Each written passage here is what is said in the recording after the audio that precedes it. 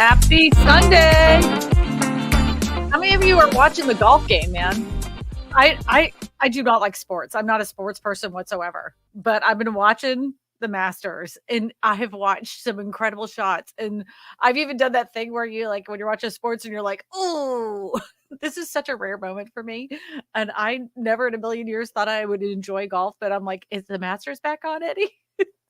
He has to run it through his phone. So if there isn't a lot of people on the stream today, I'm sure it's because they're watching the Masters. I could be wrong, but anyways, we're going to be talking about some predictions from the experts on they think that the home prices are going to go up another 5%. We're going to talk about that in just a minute. But I do want to do a little housekeeping. First off, there has been an influx of spam and spam comments in all of my videos, and I try my best to keep a hold of it. But I want to stress to you, it's that it's like playing whack-a-mole. As one account is created, I have to go through because they'll make a comment and then they have all their other spam accounts like make a comment as well. So I have to go through and block every single one of those people. And as soon as I get done doing that, another one pops up. And it's like I have the hardest time keeping up with how many spam comments come into the chat. I do want to make it very clear, very crystal clear. I will never, ever, ever, ever, ever give out a phone number or a WhatsApp number, never give a WhatsApp number to get a hold of me. That is not how my systems work. It never has worked that way. And I will never tell you to invest in certain things. Like I'll never tell you some kind of portfolio you should be investing in. I will never, ever, ever do that. And so I just want to make that clear in case you saw those kinds of comments. There are people that will clone my profile picture and it makes it seem like they're from, the comments are coming from me. And I know that when you see that, it's like, it can be kind of confusing, but I assure you with every fiber of my being, I'm not selling anything. I'm not pushing anything. And I'm certainly not talking about anything to invest in. And I do not have a WhatsApp number. Never have, never will. Never have, never will. So I just wanted to make that clear because I've gotten a few emails recently and I just got a comment. They're like, your comment section's full of spam. And I'm like, I just cleaned this out yesterday. It's just, it gets overwhelming sometimes, it's a lot. So anyways, I hope everybody's having a great Sunday. I hope you're enjoying your day. We are going to be talking about home prices and how the predictions are in that we're going to see more increases in 2024 going through the spring season and why that is. Why do they think that the home prices are going to continue to go up when people are still seeing the financial crunch of inflation? Because inflation doesn't seem to be going anywhere, that's for sure. I've seen a lot of shrinkflation in the grocery store. I don't know about you guys, but I surely have. My Oreos are down 2 ounces and they're still charging the same price. So anyways, Eddie, go ahead and pull up that article that we're going to be talking about today. And just know that if you have any questions during the stream, make sure you put the word question first so Eddie can find it in the chat and he can put it up on the screen. You can ask any real estate related question. Okay, Eddie's going to go pull this up and put it on the screen. Oh, it's YouTube. We get it. Yeah, Bobby Brown. I know what you're saying, that it's YouTube and we get it. But there are some people that are kind of new to YouTube. Like they just turned off regular television and they started tuning into YouTube. So they're unaware, especially if it's something new to them, And I mean, early years, I was really guilty of it. There was a shirt I bought off a big YouTuber and I kept putting in the comment section and it looked like he was responding to me and it came out to as a robot and I felt so dumb, but I didn't know this was a while ago though. All right. Home prices are poised to jump another 5% this year as the market is even tighter than it was in 2023. Economist says, okay, scroll on down, my friend, scroll on down. Okay. I'm going to have to do a little, here we go. Home prices could, Eddie, don't move the thing. Home prices could continue to climb this year as housing market isn't loose enough for prospective home buyers may think, according to Capital economists. The research firm points to a recent uptick in housing inventory with new listings up on the market 16% compared to last year's level. That's a renewed hope that home prices will eventually come down or slow to the pace of increases, but housing affordability is unlikely, the firm said, forecasting another 5% surge in home prices this year. While new listings show a greater number of homes hitting the market, active listings are still around 400,000 short of a normal level. Capital economists estimated, which suggests that an imbalance of supply and demand is weighing on affordability. Mortgage rates also remain elevated, with the 30-year fixed rate clocking in at 6.8 last week, according to Freddie Mac. It's over that. It's higher than that now. Higher rates have discouraged existing home owners from listing their properties, and the negative effect has inventory will likely continue. Capital economists said that given that mortgage rates only expected to ease around 6.5% by the end of this year. So it says, how can prices get higher? They're already at nosebleed section. Man. Okay, so let's talk about this a little bit. Eddie, keep that article right there where it's at. The reason they're saying this is that even though we're seeing an increase of housing inventory, you're seeing more listings on the market, it still is not at the levels that it was prior to the pandemic. The selection of homes is very slim in comparison to what it was pre-pandemic. We're still not at those levels. A 3-month supply is a good, healthy, a 3-month or above supply, between 3 to 6 months, is a good, healthy supply of homes for a home buyer to look at. And we're not seeing those levels in most markets. And some of the areas that have a lot more inventory that's on the market, it isn't necessarily in a price point that most of us can afford. They're at the higher end. So that's what we're seeing so far. So the article goes on to say, if anything, the housing market looks tighter than we saw a year ago, Ryan added. With what inventory remains in short supply, the demand for homes has grown hotter, with homes on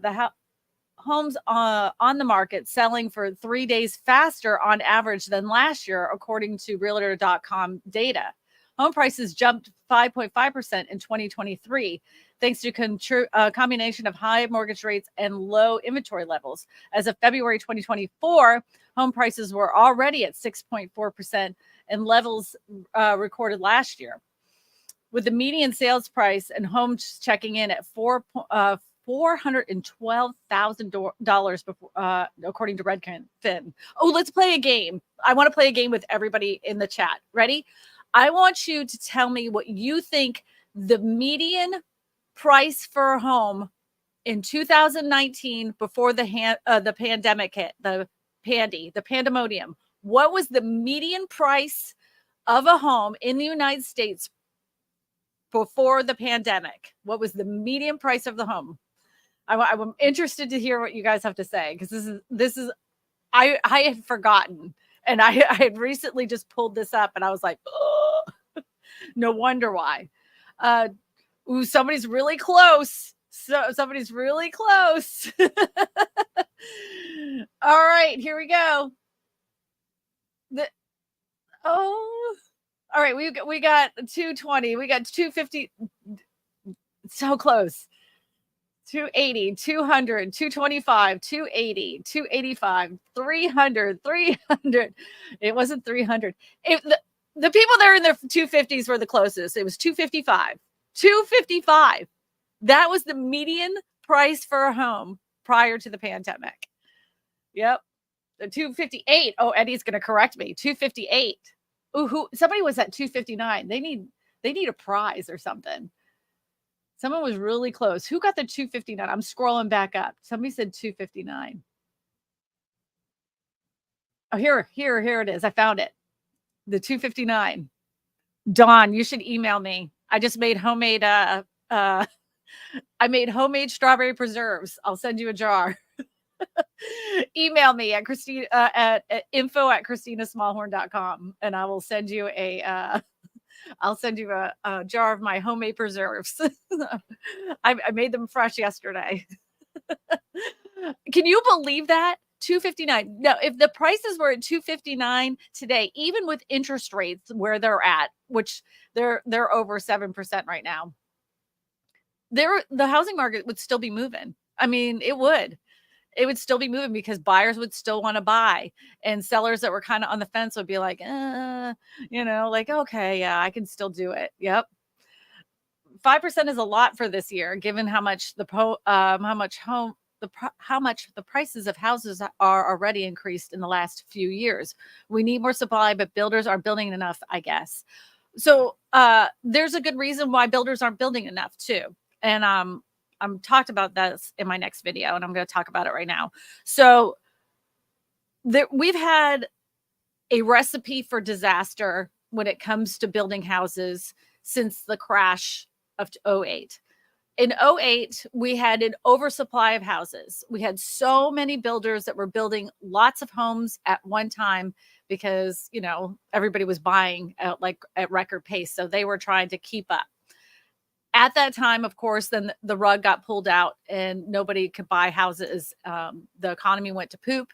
People lost a lot of equity in their houses. And then we had this oversupply of homes, not on top of the fact a lot of people that were already in houses were being foreclosed on. So we had a record amount of foreclosures and we had a record amount of vacant new properties. So a lot of builders went belly under. A lot of them lost a lot of revenue during that time.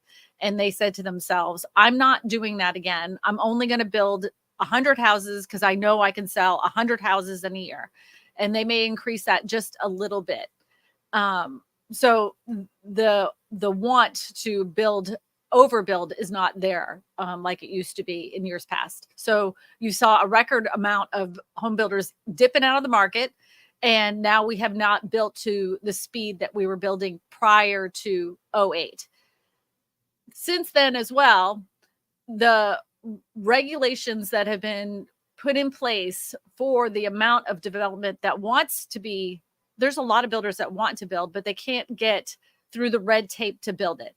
When it comes to getting approved for a subdivision, it takes such a long time. Tons of planning, a lot of upfront money to sometimes to be rejected altogether for a housing community. It takes money and time that they just don't have. So when they do finally get to build the houses, they have to put that money that they've already invested into the development of the land back into the houses. So that's increased home prices as well. Then you add on, what happened during the pandemic with the price of building materials, then that added onto the price again. We've gotten ourselves in a heck of a pickle when it comes to building supply. And we need to rezone a lot of areas.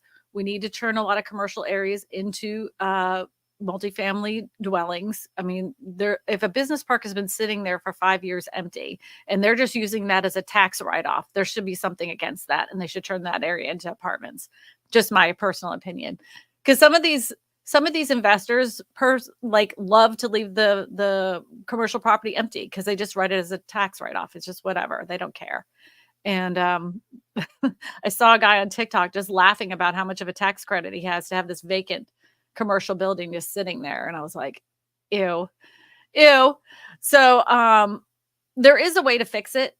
We could cut a lot of the red tape when it comes to developing land. We could pass some regulations when it comes to rezoning some areas. We can allow for more multifamily units, triplexes, duplexes, and even apartment buildings, as long as the public wants it. That's another problem that happens whenever you have anything that's being built in an area. The community gets to have a vote. And anytime they don't like what they are thinking is coming into their area, they vote against it. And if you are in more affluent areas, they always vote against affordable housing every single time. Every single time. They think affordable housing means derelicts and that people are going to purchase these homes and they're not going to be the kind of neighbors they want. And they always vote against it every single time. You see it all over like vacation areas like in Montana and those like ski slope areas around Colorado, they always vote against affordable housing every single time because they're like, it's going to bring down my property value. They call them NIMBYs. Oh, look, it's $10 super chat. Thank you so much. Question: I have 3 acres near a town in SoCal. Recently spotted 2 trailers, no electricity, building, water on the property. Should I get title insurance or tell the county in case these are sorry, my cord's in the way. In case these try something. Well, the only thing I'd be worried about, because there is a problem recently, is with squatters, but if you don't have electricity, water, or building, it should be valued at no, it should be considered no value, right? So you should have them, if you're not going to use them, take them off the property. I would put them on like Facebook Marketplace and see if somebody wants to take them. You'd be surprised how many people would take them off of your property. But I would get rid of them. If you have no business for them and no use for them, move them. Get rid of them before somebody else decides to squat a spot, and they don't care, I did a video about it. Oh my gosh. I have to ask you because this blew my mind. So, we talked about squatters on my live stream about 4 weeks ago, and then I did a video about it. You know how many people were like just shocked. I was shocking to me how many people were defending the people that were squatting in people's properties. It blew my mind. For the record, I want to say the amount of people that are squatting in properties that are good law-abiding citizens that were just looking for, just a place to stay for a short period of time till they get on their feet is very small, very, very small. The majority of these people are not the kind of people that you would even rent to. And I'm not saying that to be mean. It's statistically true. It's statistically true. So I was blown away how many people were like, well, if the property's vacant, they should be forced to rent to them. Why should you be forced to rent your personal property to anybody, whether it's vacant or not? If you're maintaining the property taxes, mortgage, insurance, why should you be forced to rent to anybody? That's ridiculous to me. Maybe I'm wrong. I would love to hear your comments about it in the chat. Question: does YouTube or private sector? Oh, does YouTube? Is it YT? Or private sector offer anti-spam software? Oh, so they have a folder. Like if I was to pull up my back end of YouTube, it will say filtered comments and it will have like spam content comments. They have it, but it's really weak. And so I have to go in and find select words to ban in order for it to hit that filter. The problem with that is that they are very evasive on the wording that they use, and they'll purposely misspell it, or they find another way to get around the filter so their comment still shows up. Yes, they have a filter, but sometimes it over filters the comments. I had one person that was like, you're just deleting every comment I make. And I'm like, I don't even know who you are. I've not even looked at this video yet. So I don't know what you're talking about. Sure enough, they had like 10 comments in there and I put them all up. And I'm like, that wasn't me. That was YouTube. I can't stop it. Like I try, I try the best I can with the filter feature, but like I said, sometimes YouTube gets a little like trigger happy and filters out people that shouldn't be. I don't, I mean, they thought I was filtering out because they were ragging on me. I don't care. You can rag on me. People do it all the time. Erica has a question. She says, how could folks visit homes for sale with COVID rules? Thought folks weren't allowed inside. Okay, so this was back in the day when COVID first started. Every state had a different rule when it came to COVID. Here in Louisiana, all you had to do is put on a mask before you walked into somebody's house. Some areas actually shut down showings for a period of time, but of course, then it all came back. We don't have any COVID rules anymore. They just don't exist. But yeah, there was always a way around the COVID rules. Like as far as like what they were doing. As far as you could wear a mask, or there was tons of virtual showings where just the real estate agent would go inside the house, take a video camera and walk, through each room as the other person was on the phone, like a FaceTime call. Some people did videos. There were all sorts of ways to get homes sold, and they sold during that time. Of course, you would always have your inspections and everything else, but yeah, now there is, as far as I know, there is no rules as far as wearing masks inside of homes, or it's back to business as usual. Overjoyed says, I've been watching real estate prices in the villages. I always go back to 2022 prices, reselling at 150 profit in 3 years without renovation. Yeah.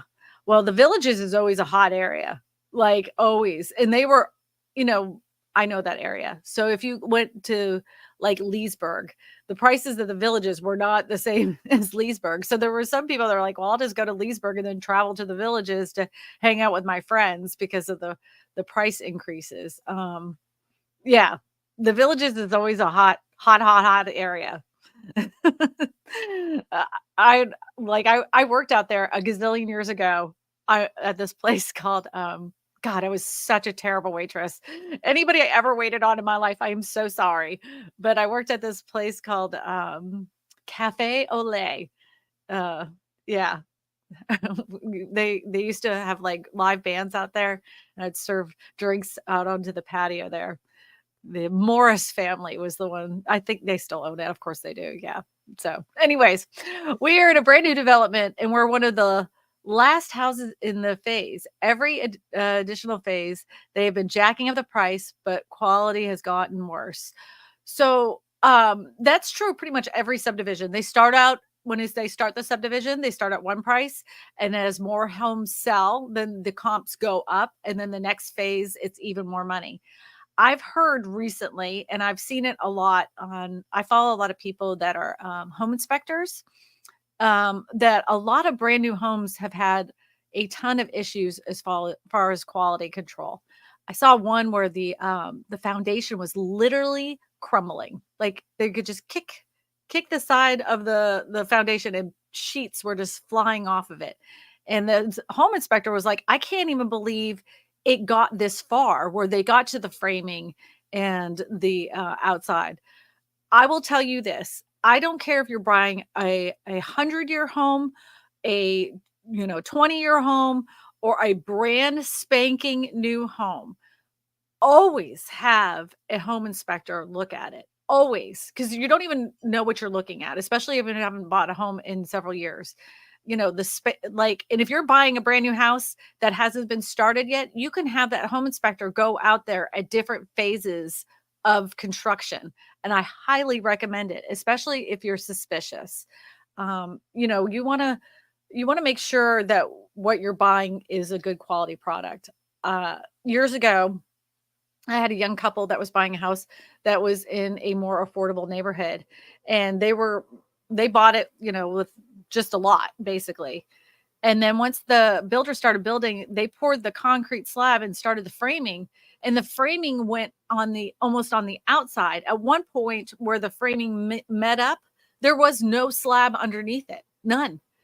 And I was like, holy cow. So there we are taking a bunch of pictures and everything. They had to knock that crap all the way down and start all over again in that one section to re-pour the slab to do it right, because it was short. It was short a lot of feet.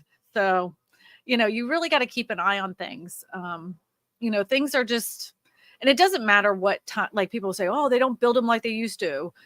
In some cases, thank God they don't build them like they used to, but it just doesn't matter. There's people that care about the quality of the work that they do, and there's people that don't. So you always have to keep an eye on it.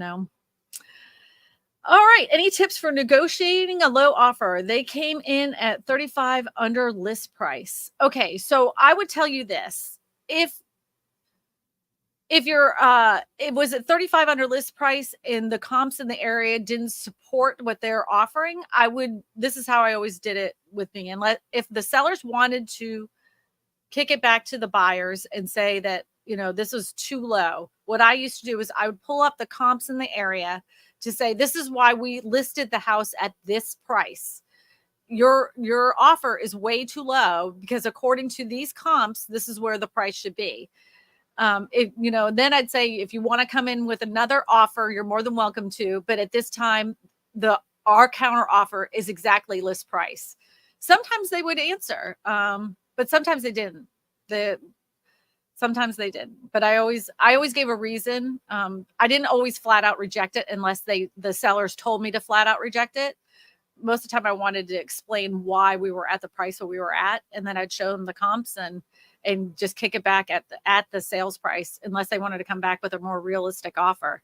Some people, I wrote, there's sometimes you work with buyers as a real estate agent that it's very hard for them to wrap their head around the fact that not all sellers are in a desperate situation. Let's go in the time machine. Back when in 2008, 2009, home prices were coming down quite a bit. In some areas, they were coming down a lot more. And I had this couple from another state who took a $50,000 loss on the equity of their house. So when they came here, they anticipated to come down $50,000 on the price. And offers kept getting rejected. And I kept telling them, people around here are not in that same desperate situation. We do not have an influx of foreclosure homes. We do not have an influx of inventory. We're not crashing like the area that you move from. They would not accept that. I mean, I must have wrote up probably 20, 30 houses. They finally got one accepted, but it was a foreclosed property that needed a lot of TLC. And it was a $20,000 deduction in the price. But like some people just they only see headlines and they think that every area is that way, but all real estate markets are completely different from one another. So you have to figure out what's going on in that specific area. If it has a ton of listings that are sitting on the market for over 3 months, then yeah, you can negotiate. But if homes are only sitting on the market for 4 days that are in your price point, it's kind of silly to be making low bar offers expecting it to stick, Question: is there any movement on how the real estate commission change is actually going to materialize in practice? Sure. Yes. All right. So there's been lots of discussions with all the brokerages on how they're going to handle it. There's even a form out there right now that's been released from my company. So years ago, it's not much different than it had been done in the early 80s. So the sellers are going to pay the commission, and you can still negotiate as a buyer to have the real estate commissions for a buyer's agent covered by the seller. But that's going to be a separate form. Now, whenever you go to look at houses with a real estate agent, they're going to have you sign a form saying that you understand that this person is showing you the house. If you decide to write an offer on it, you have to pay that person a commission, and you as a buyer can negotiate that commission price. It's just going to be some more forms and paperwork. Just like always, even before this transaction, let's just say the DOJ steps in and says, we're not going to allow for this to happen. That, commissions will stay the same. No matter what, you as a consumer have always had the right to negotiate commissions. Before this happened and after, even if this doesn't go through, and even though it could still happen where it's exactly the way it's always been, just know if you're selling your house, your commission rates have always been negotiable. And if it goes through and you're a buyer's agent, that doesn't mean that you're definitely going to have to come out of that money out of pocket. That still can be negotiated with the price of the home. There is some school of thought that's been running out there, and I literally spit my tea out when this woman said it. But she said, well, now that this lawsuit's going through, home buyers can expect that home prices will come down 6%. And, we'll see a reduction in home prices by 6%. She's out of her mind. That is the dumbest thing I've ever heard in my life. The sellers are still going to have to pay 3%. And if they're selling their house, they're going to have to buy something else. And if she thinks that like all homes across the board are going to be coming down 6%, she's, I want to know what she's drinking, because that is not going to happen. That is 100% not going to happen. Um, yeah, no. Do you recommend using an ARM mortgage? I don't recommend any kind of mortgages. It's going to be on an individual basis. Any mortgage product is a good mortgage product when it's for the right consumer and for the right reasons. Um, you have to use any type of tool as far as a loan is concerned correctly. ARMs can get people in a boatload of trouble. A boatload of trouble because they think, well, I will make this much in equity, and by the time that the, like the ARM is brought up, I'll be fine, and then the interest rates go up, and then the equity didn't happen, and they have to either sell their house or try to um, get another mortgage on the house, and it doesn't work out the way they wanted to because mortgage rates have increased. You have to be very careful. Just any kind of product that you use to borrow money, just understand everything that could possibly happen. I saw during the last housing crash, and I'm not saying there's going to be a housing crash, I'm just saying what I saw, that a lot of people took out ARMs and balloon payment loans, and they got in way over their heads. They bought a house they could not afford, but the only reason they could is because they had this ARM or balloon payment or interest only type loan. And then after the 5 years was up, which went by way faster than they thought it would, home prices went down significantly, interest rates had gone up, and they were in a bad position. And that's why you saw so many short sales and foreclosures during that time.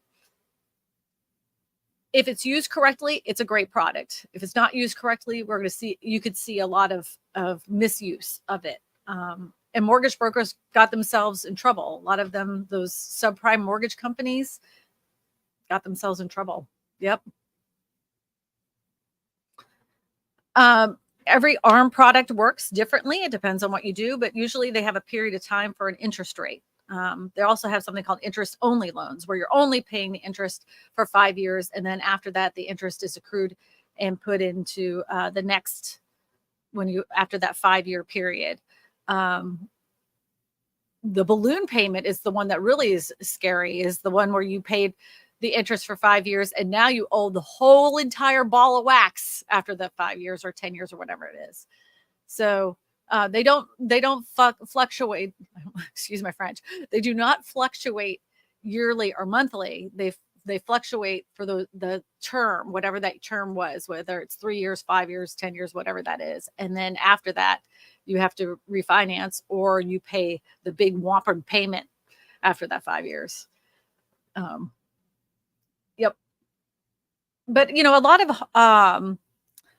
lot of small time investors or people that do flip housing will use ARMs because they're only having that payment for a short period of time because they're just looking to sell it after a few years. So yeah, they can be very beneficial, but like I said, you have to be the right client for the right product. Some real estate agents will tell you not to get a rural development loan, and I'm like, oh, they're great for first time home buyers. Rural development's fantastic. So you have to do what's right for you. And I strongly suggest working with a mortgage broker that can break down the terms and what it means for you and your financial situation before you decide on any loan product. If y'all have any questions, you can put them up on the chat. Eddie, do we have any other questions? I can actually see, you guys can't see Eddie, but I can see him. He's lounging in the chair.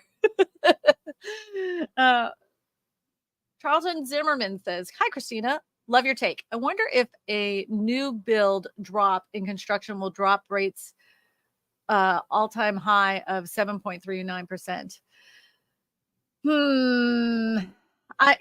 Home builders are in a unique situation because a lot of times they run the mortgage companies that they sell their homes in. So even if they had an oversupply of houses, I'm talking about the big tract builders. If they had an oversupply of homes, they can appeal to home buyers by offering lower interest rates for their specific products. Um, I don't look at new home builders in a way that they're going to cause home prices to drop that much. If anything, they'll keep the prices where they're at and they'll find another way to incentivize buyers to get them in the door to purchase their homes, whether that be lower mortgage rates, whether that be closing costs, whether that be upgrades. They like to maintain the price of the homes and significantly going up, like we talked about earlier, in those phases. They never want to come down. They'll get, like I said, they'll give you the incentive, but the always in the MLS, the sale price remains the same, if not going up. They'll find another way to get that money down so the buyers will buy it. Mr. Byron says, question: why do you think the median and the average prices are still higher than the pre-pandemic housing prices? I've been studying this recently on my market. Well, there was a huge, just like anything, like a traffic jam, right? If we just think about cars, right? At one time, we had an even supply of homes on the market. Then interest rates came down to the lowest levels in history. I know there's probably people in this chat that have a 2.5% interest rate on their homes when they purchased it. I've seen it. It's like I saw a few during that time, and it's like, wow, the lowest one I saw was 2.275. Mind blowing, right?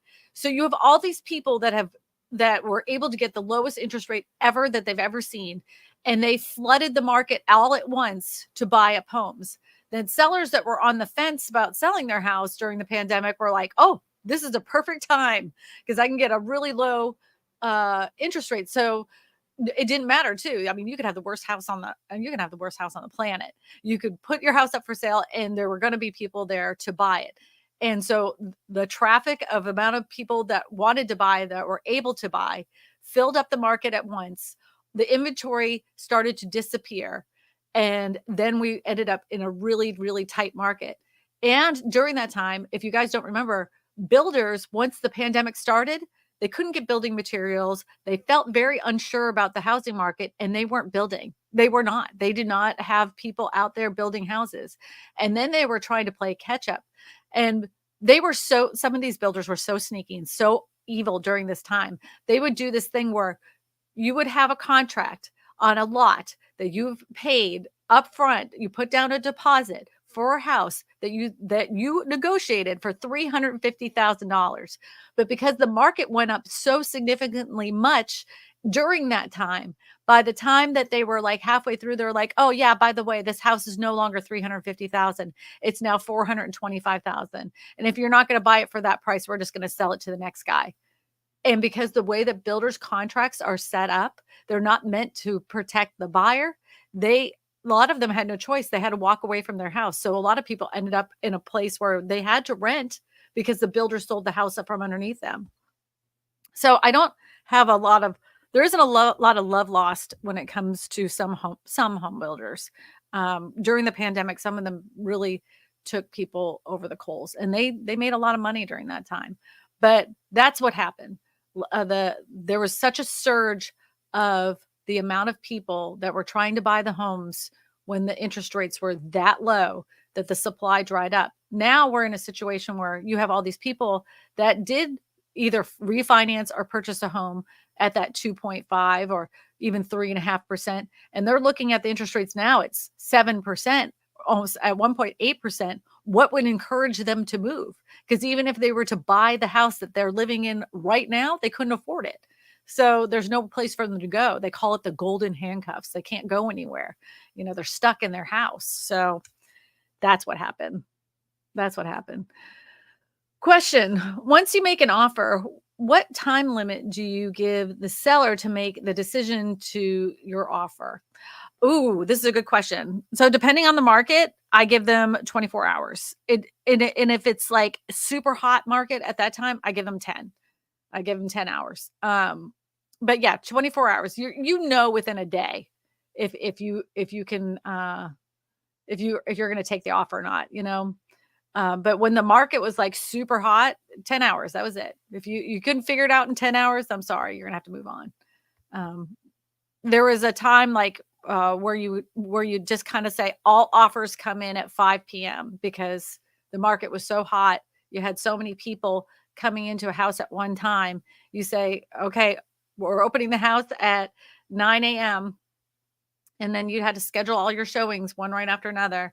And at 5 p.m., everybody had to bring in their offers. So even though the offer window is at 5 p.m., you allow for the another hour just to make sure that all the other offers had come in, because they could be time stamps to 5 p.m. And then you just kind of go through each one of them with your sellers to figure out which one will work. But again, that's going to be very area specific when it comes to your specific area. The If the market is really hot, it may be just a few hours. If the market isn't so hot, it can be 24 hours.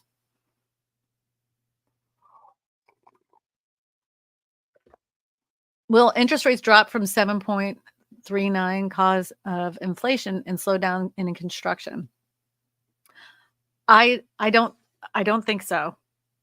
I it like that article that we read at the beginning said that they think interest rates are going to be at 6.5. At one point, they said at the end of 2023 we were going to see interest rates in the fives. They can't get inflation under control, and I every time that there is a glimmer of hope and there's they do a pause to rates, then inflation happens even more. I just don't see it. I don't see it. I think we're going to be stuck in the sevens for quite some time. We own 2 acres here in upstate New York, putting a double wide on a basement. Ooh, yay. That's good. I know not all manufactured homes are available around here. What are some brands we should avoid? Which are the best? Go ahead, go to my website. I want you to go to KristinaSmallhorn.com. I want you to fill out one of the forms there and then, put that in there, and then I'll give you a call and we can talk on the phone. Um, and I'll give you a little heads up, because I don't want to get Kristina in trouble by making a blanket statement on the old interwebs. But I'm sure many of you in the chat would love to give her some advice if you happen to know about some major manufactured home brands that are just not not so great. Give your 2 cents. Give your 2 cents. I'm sure she'd love to hear it. Um, I will say that I really do like a Deer Valley manufactured home. I also do like a Sunshine manufactured home. I don't know if that's in your specific area, but take a look. I have a little list of that I wrote down. So, like I said, just go ahead to my website, KristinaSmallhorn.com, fill out the form, just hit one of the pink buttons and fill out the form, and I'll give you a call. Code_game says, question: under what future market conditions do you think might incentivize institutional investors to sell and liquidate? Mm. They know, well, I'm going to take you down again. Let's go back to 2008 housing crash. You remember when the banks were too big to fail? Like we pumped in a bunch of taxpayer money to save them so they would not fail. And then they were left with a bunch of vacant homes. And what they did was they turned to these institutional investors and said, hey, get these off our books. And they went, okay. And they took those houses, and then they found out that they could rent them out. And they found out that they could rent them out for a period of time and make some pretty good money on it. And they found out they could control real estate markets by doing it. And the more that they found out, the more they really loved real estate. They were always dipping their toe into the real estate market by buying up manufactured home parks and evicting those people and reusing the land sometimes, other times just making it unaffordable to better the community. So they said, but I don't know what will make them or force them to sell. I don't think they would sell. The only thing that we can do as a public is encourage and write a lot of nasty messages to our elected officials to stop institutional investors. On a smaller level, if you happen to be in a neighborhood that has an HOA before you grown, I know you hate HOAs, but you can write in your bylaws and covenants that only like 10% of your community can be rental properties. Um, and that will nip that in the bud. The thing is that if you allow for enough institutional investors to buy up a specific neighborhood or a specific city, they end up dictating the price of that city. And somebody made up a very good, valid point. They said, well, what if they bought up 30% of a city, right? And they jacked up the prices so incredibly high. And then they decided, oh, you know what we're going to do is we're going to tank the home prices, right? So they just go ahead and they're going to sell them all, right? And they sell them to another institutional investor at an extremely discounted price. So now they have now dictated the price that homes are selling for in the area because of how many homes they owned. And then mom, who's trying to sell their house because they're going to move to Florida, their house has now come down another, 50, $60,000. And then sure enough, Mr. Institutional Investor that just dumped his whole portfolio now can buy your mom's house for $60,000 less because of the fact that they manipulated the market. I didn't think about that. I was like, oh, there's just another way they can control things. Um, I think they like the control, and I think they like the money, and I don't think they're going anywhere soon. The only way we can stop it is legislation that doesn't allow for it. But as you know, I'm not trying to be on my pity pot, but all elected officials, whether no matter what side of the political fence you swing on, it does not matter. All of them get paid, or their campaigns are paid for by PAC money that is by institutional investors. So they do what they're told. They're all puppets at this point. So, you know, it's a tough road right now. We just got to keep being loud and obnoxious because it seems the squeaky wheel gets the oil. That's for sure. If you have any questions, please pop them in the chat, and Eddie, the background guy, will go ahead and put them on the screen. All right, we got a question. It says, "Hi, my grown kids and hubby and I are along with my brother in another state. All want to buy land and put affordable dwellings on that land. Any advice? Just beginning the search. Thanks, Yetta." Okay, this is what I'll tell you to do.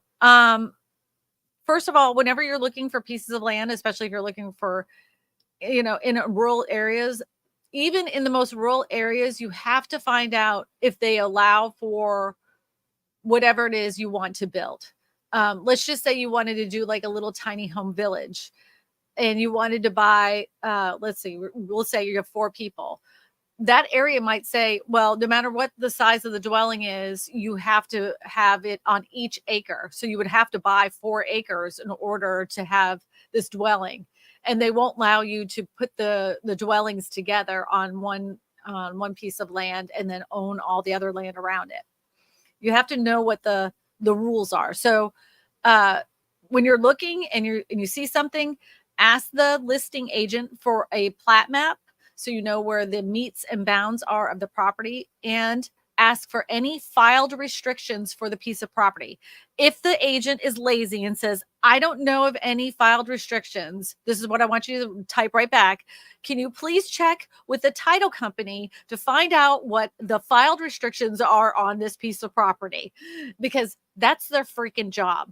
And many of them do not, especially when it comes to land, because they think it's easy money. But if you have a good agent, there's a lot of things that you should be able to find out ahead of time. I also want you to ask them if they have any flood certifications on it as well, and if there's been any land usage restrictions on it that you should know about. I have a ton. I have like some of my most viral videos are about land. I have all of that in a playlist. Go watch every single one of those videos. There's some great information in there. People think when you buy a piece of dirt, they're, like, oh, it's not going to be that bad. I just run out some utilities and some, put out a well and I'll be fine. there's so much more. That's why it's easier to buy a lot in a subdivision than it is to buy a raw piece of land. The more raw the piece of land, the harder it is. The harder it is. That's why raw pieces of land are so cheap, because they know the cost of development is so high. So, all right, we got a question. Why is the minimum amount of refinance on any mortgage loan in a minimum of $100,000? I don't know the full answer to this, but I'm going to give you what I believe it is, and I could be 100% wrong. Some mortgage companies look at any loan under a certain amount with a flavor of risk. How much risk is it? And if you get into loans like a home loan, you can't get a home loan for $30,000. You can't get a 30-year fixed rate mortgage on a 30-year loan. You'd have to get a different loan. And that has to do with the amount of risk involved with a loan that low. And that's why. And that is why I remember I found a house that was $45,000. And I was like, oh, and we got calls on it like crazy. Tons of calls on it. But every single person needed a mortgage for it. No mortgage company would touch it, even if you had a perfect credit score. So we ended up finding a credit union that would do a loan on it.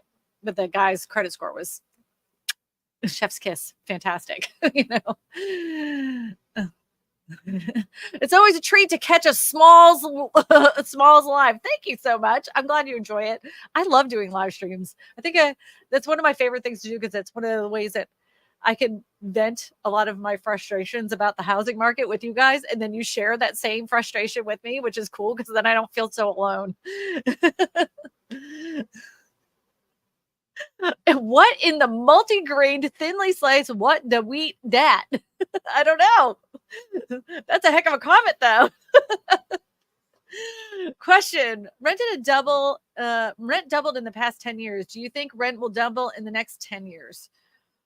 Ooh, that's a loaded question. It's going to depend on market conditions. They told us, the knowers at all, the experts, that once like people started going back to the office, that we would see a significant drop in rental prices. And shocking, they were wrong. They also said that we were going to see a lot more buildings, more apartment buildings being available to people. And that was true, except for the apartment buildings that were available were luxury apartment buildings, and the rent was really high. This is going to be very dependent on your specific area and the amount of available apartments. If there is an influx of a bunch of vacant properties, then you're going to see home rental prices come down. But for now, everywhere I've talked to, everywhere I've looked, the rent prices are still increasing. People are very frustrated because they can't afford to go anywhere else. So they kind of feel stuck. Yeah. I don't have a real answer for you. I just don't. Rental properties isn't really my forte either. I've never specialized in rentals as a real estate agent. I own one rental property that happens to have 2 houses on it. So yeah, that's just not my thing. Living in Omaha. David Madney, good friend to me in the channel here, says in 1971, interest rates were a low 7% range. It wasn't until 1993 before rates were back in the low 7s range. Nobody knows what rates will do. Well, you're right. It's like, I always have the little crystal ball. I don't know. Like, you can follow trends. You can follow,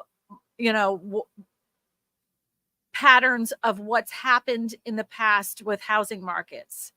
The thing that makes this housing market incredibly different than any other housing market that we've ever had is the inventory and I wanted to say injection. I guess that's the only word you can say. We've never had the amount of institutional investors that we have today. And they are big dogs. They are buying up a lot of houses. Vinebrook Homes is the newest one. I remember a couple years ago I was telling you about Tricon. They bought over 38,000 homes during the pandemic throughout the Sun Belt. And who bought them out after that? Blackstone. So now Blackstone has those houses under their belt. Now the next one that's doing it is Vinebrook, and they're buying it in areas you would never even imagine. Like cities you're like, "Really?" And they're buying up neighborhoods. Like they are dictating the price in a lot of neighborhoods, and the rent there in those neighborhoods is going up a lot. And they're not the tenants that have to rent from them don't have the most glowing reviews. A couple of district attorneys in those cities are going after them. But I guarantee if they keep it up and they keep scooping up enough homes, guess who will probably buy them out? Blackstone. You know, we've never had it like this before. Housing was not something that the Wall Street looked at as a commodity to make them money. But once they figured out that they could, now they're like, this is awesome. This is cash cow. We're going to just keep doing it. And we're just going to keep buying more and more and more. And then, it makes it easier for them when home prices continue to go up, taxes continue to go up, and insurance costs go up. Then, the people who live in those houses can't afford to live there anymore because they've gone up so significantly. I see it in Florida right now. And then who buys them? Who buys them? And they're saving them from their house because, you can't afford it, but we can. And they're just going to go ahead and purchase it. So we got a question. Is it true or false that a non-HOA home is worth more than an HOA home? Or does that really depend on the area and the market? That really truly depends on the area and the market. But I think 68% of homes in the United States are in an HOA of some sort. As much as I loathe an HOA, there are protections in an HOA that makes me say I will never not live in an HOA again. It says, according to the National Association of Realtors, homes in HOA communities are worth 5 to 6% more in their comparable non-HOA homes. Much of this premium comes from buyers paying for the curb appeal and amenities an HOA provides. But you have those protections in an HOA. You're basically in an HOA is like your own little government, and you can control how many rental properties are in that HOA. I get my husband and I got in trouble because we left the garage door open while our kids were playing outside in the street. They were riding their bikes in and out. The HOA car drives around and they fine us $250, which I thought was absolutely stupid and ridiculous. No warning, no nothing. You can't have your garage door up in the middle of the day while your kids are playing. Some HOAs suck. And by the way, we got rid of that HOA management company. And I will strongly suggest to everybody, if you have an HOA that's managed by an HOA management company, find a way to get out of that contract and you guys work as neighbors to maintain that property. Because do you know who else owns HOA management companies? Private equity. And that's why you're getting all those silly fines, because they make the money off the fines, not off of your dues. They make the money off the fines. And that's why you get all those silly kinds of things. Like you didn't get permission to restain your front porch, even though you stained it the exact same color as before, like stupid stuff. If you guys can maintain it yourselves and run it as a community within yourselves, you're going to be much better off than hiring a management company. I'm not a big fan of those. They love to fine you to death because that's how they make the money. They'll find anything. And they're so evil too. Some of those management companies, this is why I say about private equity running those HOAs. They're so evil that they know that if they fine you enough and you haven't paid those fines, they can put a lien on your property. That lien stays on your property for a period of time. They can actually foreclose on your property, even though you've maintained the mortgage. And now they've bought that property back from you for pennies. Now they own it. Now they own it. Mr. HOA private equity firm now owns it. Yeah. All right. We got Robin O'Connell says, question. People complain that boomers won't sell their large family homes, but why are the tiny homes 2, 3, or 3/4 of the price? Well, let me explain to you why. Like, there was supposed to be an influx for the 10 years. They talked about the silver tsunami. There's going to be a record number of boomers selling their properties, and we're going to have an influx of homes that hit the market, and it's going to make home prices drive down. That's what they were told. That's what we've been told for 10 years. And I even said back then, that's a bunch of bull pucky. Because you know what boomers did? They not only saved their house, they saved their house and they bought another one, or if they didn't have the income, they're aging in place. They can't afford to go anywhere else. Like the cost of everything is so expensive, including healthcare. Where can they go? They have no choice. They're staying in their homes um, until death do us part. And I don't blame them. I don't blame them. There's nowhere for them to go. But tiny homes, even though like price per square foot are way higher than the traditional home, it's still the bottom line price comes down to this. What is my payment going to be for me for that specific month?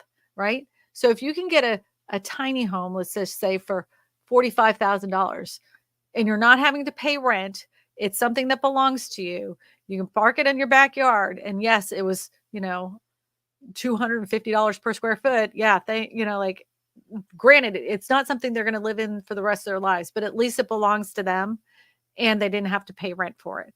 So that's why it's a choice to make. Some people are choosing to like soup up old school buses just so they don't have to pay rent. Rent prices have gotten crazy. A studio apartment, that used to be like $800 in some areas is now over $2,000 a month for a studio apartment. That's insanity. Yeah. I absolutely love, meaning I understand what love means. Small's mind. I like it. Okay. You're killing me, Smalls. You're killing me. I had this home buyer that every time I got in the car, that's what she'd say to me. You're killing me, Smalls.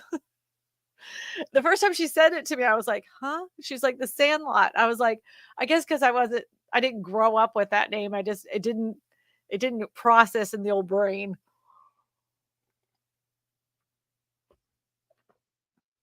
Question: what chattel mortgage company would you recommend to buy a used manufactured home in New Hampshire? I would, first of all, I would tell you to look at your local banks and credit unions first, and then as far as a national brand, I would go to 21st Mortgage. That's who I'd look at.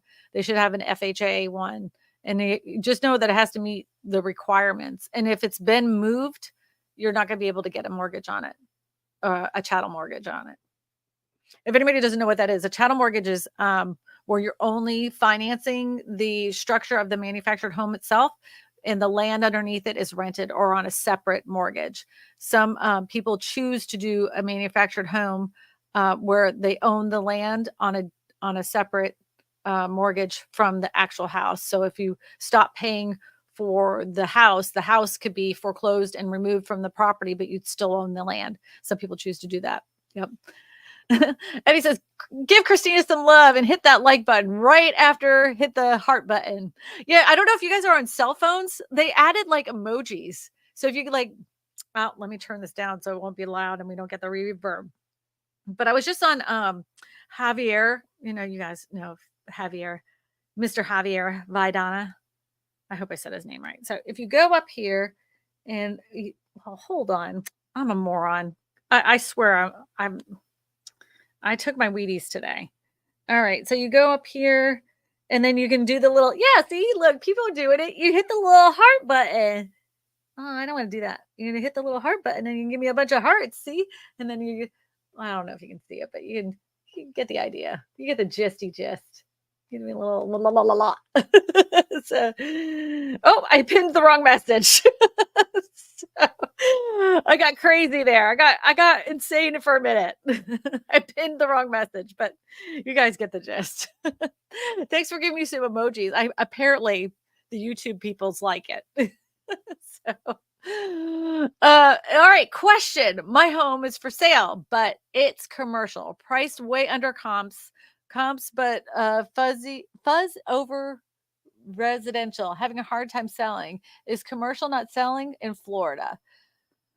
So, commercial real estate has had a bumpy road since the pandemic. I don't know with your specific area as far as commercial. I have no clue. I'd have to see the comps. Typically, back in the day before the pandemic, commercial meant that you had yourself a cash cow.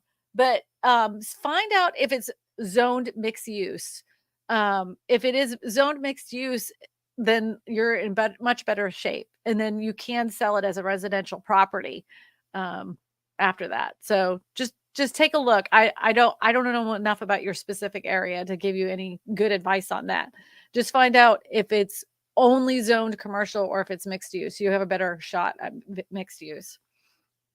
Sue Jackson says, "Are condo HOAs as bad as house HOAs?" I think any HOA can be good or bad. Doesn't matter if it's in a condo or homeowners. It doesn't matter. Um, I I've had I've worked with clients that bought homes or bought condos, and the HOA was perfect. As a matter of fact, they walked us through the whole entire process of because we had to get approved by the HOA in order to purchase the condo for the clients. And they were wonderful to work with. Then I worked with other condo associations, HOAs, and they were, oh my gosh, they were such knuckle draggers. They would just like, "Oh, well, the restrictions are on the internet." Okay, well, where on the internet? Well, you just have to look for them. What do we look for them under? Because I've already typed in, well, hold on, and then I gotta go call the title company, and then I gotta find the restrictions. Are these the right ones? No, we filed new ones last year.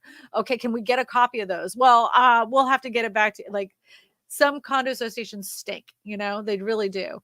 That's true of homeowners associations. I lived in a neighborhood that did not have a homeowners association. And I swear to you, I promise you, the only way I would ever live in a neighborhood, not even a neighborhood, in an area that didn't have an HOA again is if I was in the middle of Nowhereville, where I had numerous amounts of acres around my house where I didn't have to see other people's garbage.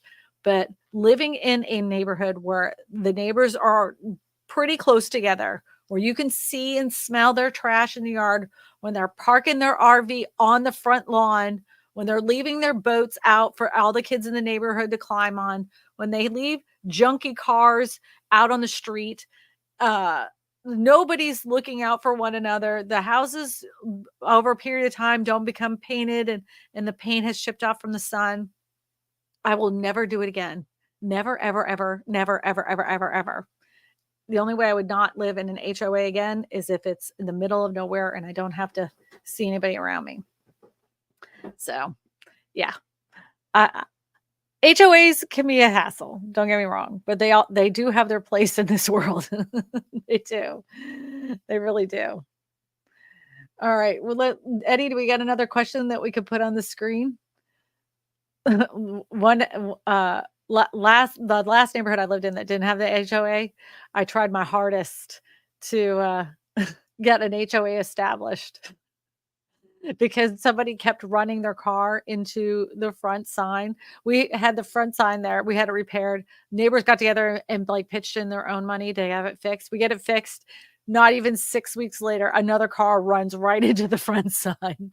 They eventually just said forget it and took it down. But anyway, John says, my parents would love to downsize, but there isn't any downsizing homes available near them. And do you know why that is, John? Because, like I was mentioning earlier, the cost to develop a piece of property to establish a home on, by the time it gets done, they have to recoup that cost somehow. And so there's no benefit to them as a home builder to build a smaller house. They want to put as much house as they possibly can on that lot to recoup and make a profit. We need to incentivize home builders with tax credits to build smaller houses that are more affordable for the average American to buy. When the median price of a home back in 2019 was $258,000, and now it's like $422,000. That is a very huge jump, and in incomes have not matched where they're at. Matter of fact, I looked this up. In Louisiana right now, the median cost to buy a house was, and this is taking the whole entire state, all the rural areas and everything, was like $287,000, right? The median income in Louisiana is $27,000. The median income. So there is a huge discrepancy of the amount that the homes have increased, even in the state of Louisiana, even in rural areas, with the income that people make, the median income that people make in the homes that are available. And maybe this is all by design, but something needs to give. Something needs to be fixed. And in order for that to happen, for them to build houses that are more affordable, we have to incentivize home builders to do that. And we're going to have to do it because you're going to have to show them the money, because they're not going to come out of pocket and lose their rear ends. Do it with tax incentives. Everybody likes a break on their taxes. So Joshua Williams with $4.99 super chat says, when do you think the government will do something about this? People are choosing to live in their cars to save money to buy a house. So depressed. So let me just say this. One of the things I think that the government wheeled their little hands in was this lawsuit. I think it was done by the government and private equity. The Federal Reserve has said out loud they do not like these home prices. They're ridiculous. So they're thinking to themselves, how can they reduce home prices? Well, let's just take commissions away. That's why they keep saying, oh, home prices are going to go down 6%. Dumbest thing ever. Dumbest thing ever. They're so out of touch of reality. The home prices are not going to go down 6%. Dumb. And not from that. Something's going to give at some point. I don't know what's going to cause home prices to level out, at least level out for a substantial period of time. I don't know if that is to increase people's pay.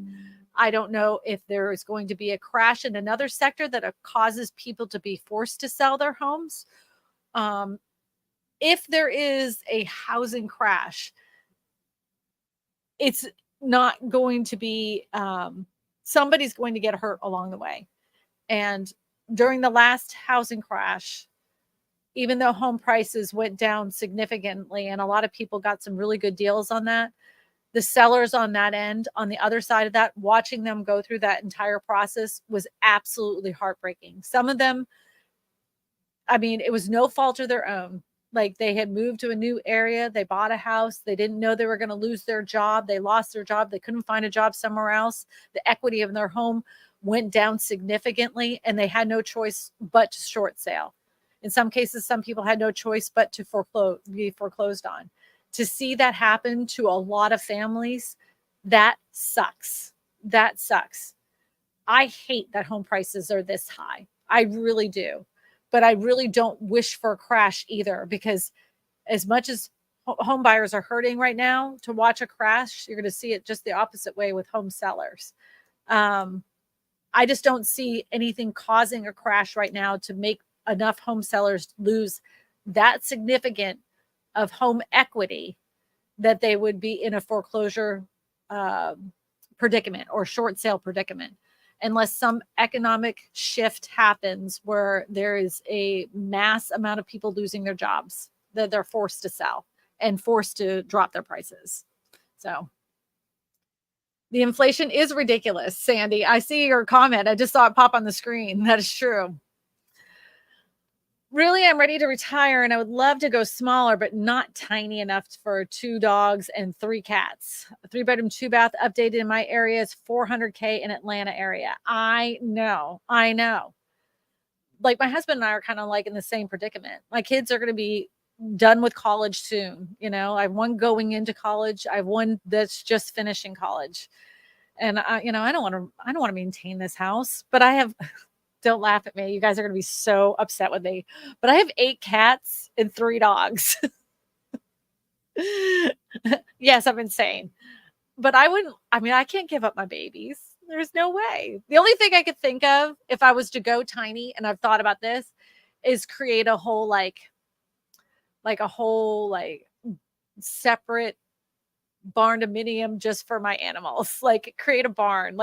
That's kinda like my if I was had the ultimate dream, I would have a barn full of pets. I am such a sucker for animals. I could start crying every time. You know what most people watch, on YouTube for all sorts of stuff? I watch dog and cat videos. Oh, and how to bake bread. Question, why in the world would anybody put their neighborhood in a homeowners association? Well, builders put their homes in a homeowners association to force the people that have lived there or that are moving in to maintain the property.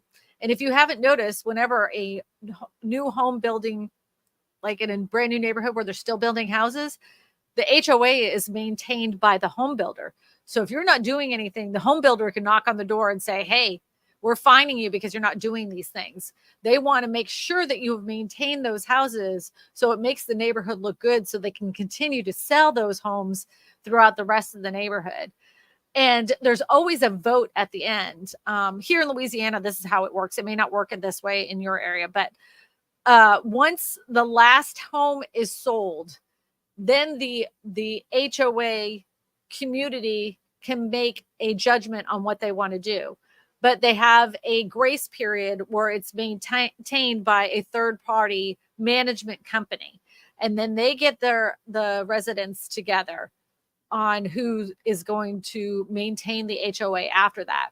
And the HOA can decide, well, look, we're going to fire you after the year, but they have to have, like, our area has, you have to have so many, like a 45% or 55% participation in order for that to happen. Might be different for your area, but you just look that up. But some neighborhoods may not even have an HOA established, or the HOA was established, but the home builder never filed the restrictions. That's what happened in my last neighborhood. They said they had an HOA. It was never established and it was never registered in the courthouse. So we had no HOA. You can actually vote against an HOA. You can get all of your community together and say, "Hey, do you want to have an HOA anymore?" And as long as they have so many votes, you may just actually vote to dissolve your HOA. But if you do that, make sure you file that in the local courthouse. You're going to have to do that. Falsificationism. I finally got that right without getting tongue tied. We should also treat people in the trades like artisans again. It seems like the only thing that matters these days is profit over workmanship. It is profit over healthcare. It is profit over people. It is profit over quality. It is profit over everything else. Everything else. All every time, like, they say, "Oh no, this company has gone down," like, the shareholders are going to be so upset if we have if food prices go down. Like, what are we going to tell the shareholders? I don't care about the shareholders. I'm tired of paying these kinds of prices. It's a crazy mixed up world that we live in. I'm kind of done. Whenever they say, "Oh, it would be awful if home prices come down." Why would it be awful? If they came down a little bit, you know what? There's enough equity for most of these home sellers that it wouldn't really hurt them in any way, shape, or form. I don't think it'd be that bad. Nope. It'd be awful if food costs come down. Why? Why? Because the CEO couldn't buy his next yacht. Oh wow, I'm not upset about that. No, we need food prices to come down. Yeah. Anyways, Mr. Byron says, question, if the government does anything in the housing markets, they will make things worse. Please tell me what you think. Okay. The government doesn't necessarily work in the way it has been designed, where the thought of the design of government should have been. The government is supposed to be for the people. In some cases, they have made housing a lot worse, a lot worse. But there are ways, especially on the local level, to make big, significant changes in your local community. Um, you can't look at everything in the federal level and think that necessarily relates to your local area. And the best, the most impactful legislation is going to come from your local governments. Like we ain't going to get crap from Congress. Whenever they do something, it's going to be a screw up. But in your local areas, yeah, there is. It's important for you to participate in your local politics. It's very important, especially when it comes to housing, on when things are built, how they're built, how quickly they're built, if the right infrastructure is in that area for it to be built. We had a big problem here in this area because they were allowing for as many home builders to build as quickly as possible. And in turn, what happened was these home builders did exactly that. They built them and they built them fast. And they didn't have the right infrastructure to handle significant amounts of rain. So you had these neighborhoods that had no problem. They weren't flooding, but all their runoff was going into the old neighborhoods that had never flooded in over 50 years. You put all these new neighborhoods on higher hills with retention ponds that were supposed to off drain the water. Well, they weren't planned out quite right. And sure enough, all that water just drained into these older neighborhoods. So they had to put a pause to it.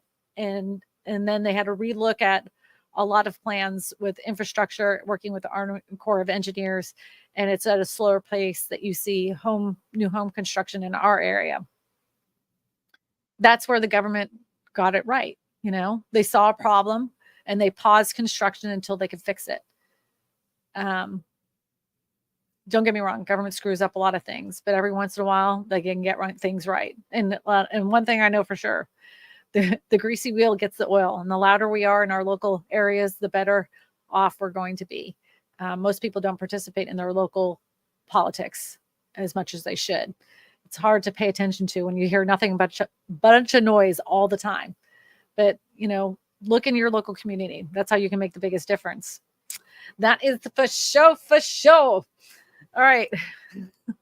You know what? If you guys need to get a hold of me, I don't know if you guys know this, but I have a website. It's KristinaSmallhorn.com. And all you can do is hit the little pink button and ask a question in there, especially if I didn't get a hold of I didn't get your question answered in this live stream. And also, if you have a question, just put it in the chat after this is published. Jan has a question, says, what does it mean when a mobile or manufactured home is being sold with certificate? Well, it can mean different things in different areas. Like they have all the paperwork basically saying what kind of manufactured home they're certified, right? It's either a certified HUD or it's a certified, their certification paperwork is all intact for you to be able to get a mortgage on it. And especially if it's attached to a piece of land, that certificate is going to be required from the lender in order to process the loan. That's what that means. Could there be an incentive to permit the subdivision lots to hold duplexes, 2, 3, and 2 bedrooms instead of 1 5-bedroom or 3.5 bath? Now you can always re-subdivide the lots. There's always a way to do that. This is a true story. There was a subdivision we're going to do the time machine again, back in 2007, there was a huge subdivision that was being proposed over in the little area here. And they had put in all the infrastructure. I mean, they had the most beautiful lots. They put up these fantastic bridges with all this really expensive wrought iron. I mean, the roads were really wide with tons of bricked turnarounds. I mean, this thing was epic. And the lot sizes were designed for homes that were over, I think, 4,000 square feet or something like that. And well, we all know what happened. The market went, nobody was buying those lots. Not a soul. And so the developer was like kind of in a pickle. So then a bigger home builder come through. It was before DSLD, but this DSLD company comes in and says, hey, We'll buy up the entire subdivision as long as we can re-subdivide all of the lots so we can put more affordable housing in there. And the guy was like, okay, I'll do it. Smartest thing he ever did. Those houses sold like popcorn because they were all affordable housing for brand new families or families that are looking for an affordable home. Granted, there's over 700 houses that literally are built by the same exact builder, so they look a lot alike. But it was smart. That was a wise business decision. Those houses sold like hotcakes. Because interest rates came down during that time, and then there were buyer incentives for buyers to buy them. And then here in Louisiana, they had something called bond money, so you could get the government $6,500, then you could get a bond money loan that covered your closing costs. You were in People were getting those houses. It was great. It was great for first time home buyers. All right, everybody, if you want to listen to this as a podcast afterwards, Eddie's going to go ahead and publish this as a podcast anywhere you get them. Just look for Real Estate for Everyone by Kristina Smallhorn, and you can click on the latest episode tomorrow morning if Eddie remembers to publish it. Sometimes Eddie forgets. That's Eddie's job. He puts the questions up and then he does the podcast stuff. And like I said earlier, if you need to get a hold of me and you need to ask me a question that wasn't answered, you can always email me. Just go to my website, KristinaSmallhorn.com, fill out one of the forms, and I will get back to you ASAP. And if you happen to need a real estate agent, you can fill out one of those forms as well. Just hit one of the pink buttons. I'll give you a call. Give you a little chitty chat. I'm going to try to get my video out this Tuesday. Most likely it's not going to be put out on time. I'm just going to say that right now. You can put me on the naughty list, but anyways, sometimes Kristina is a little behind the ball. I hope everybody has a fantastic week. If you'd like to, if you could just give me a little thumbs up on the way out. And I want to say thank you to our moderators and to Eddie Smallhorn for putting up with me for the last hour and 30 minutes. I love you guys. We'll see you next week. And remember, oh, don't forget the Masters. Eddie wants you to go watch the Masters. Yeah, the Masters. And remember, why do I tell you all this? Why do I tell you all this? Why do we get together every single day? I tell you all this because you matter. And on my videos, on the end of my live streams, Oh, Eddie's got some chilly out music, man. Kind of country vibe. Woo!